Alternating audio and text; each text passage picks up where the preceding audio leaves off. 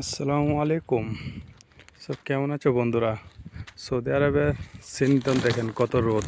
সকালে 9টা বাজছে, রোদ দেখেন কত রোদে করে দাঁড়িয়ে থাকতে পারা যায় না।